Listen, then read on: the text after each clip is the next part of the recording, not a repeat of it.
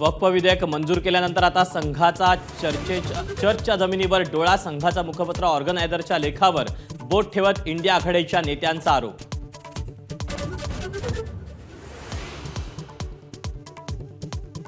रामासारखे वागण्याचा प्रयत्न करा. वर्धापन दिनाच्या शुभेच्छा देताना उद्धव ठाकरेंचा भाजपला टोला. भाजप देशभरात धर्मात विष कालवत असल्याचाही आरोप.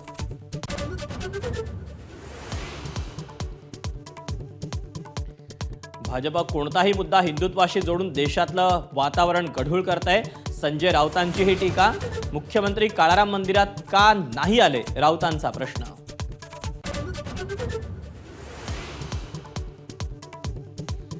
बारामतीत माझ्या एवढं काम करणारा आमदार यापुढे मिळणार नाही. अजित पवारांनी शरद पवारांना चिमटा काढल्याची राजकीय वर्तुळात चर्चा.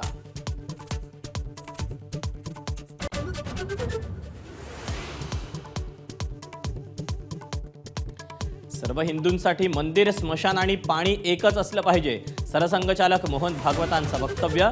भारतातील मुस्लिमांनाही हिंदू समुदाय सामावून घेत असल्याची भूमिका.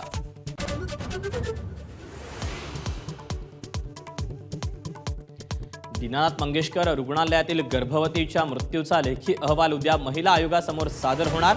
अहवालानंतर रुग्णालय प्रशासनावरील कारवाईबाबत निर्णय होणार.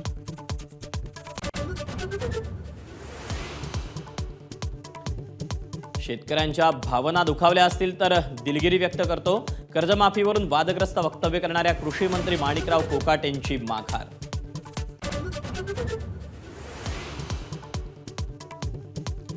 लातूरमध्ये महापालिका आयुक्त बाबासाहेब मनोरे यांच्या गोळ्या झाडून घेऊन आत्महत्येचा प्रयत्न, पण सुदैवानं बचावले. टोकाचं पाऊल उचलण्यामागचं कारण अजूनही अस्पष्ट.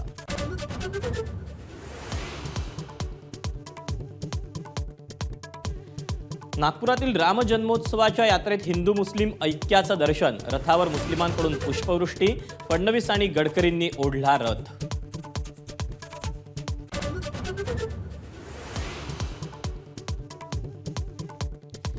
काश्मीर ते कन्याकुमारीपर्यंत रामनवमीचा उत्साह. महाराष्ट्रातही रामजन्माचा सोहळा थाटामाटात साजरा. अयोध्येतील मंदिरात किरणोत्सव.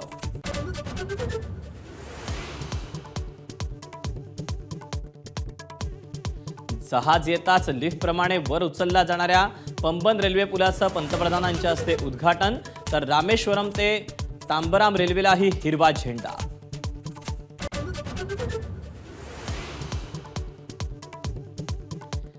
तहानलेल्या चित्यांना पाणी पाजणाऱ्या वनविभागाच्या वाहन चालकावर निलंबनाची कारवाई. स्थानिक लोकांमध्ये कारवाईनंतर संताप.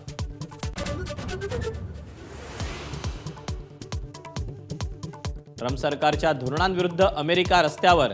सर्व 50 राज्यातल्या 1200 शहरांमध्ये अभूतपूर्व निदर्शनं. मस्क अँड ट्रम्प मस्ट गोच्या घोषणा.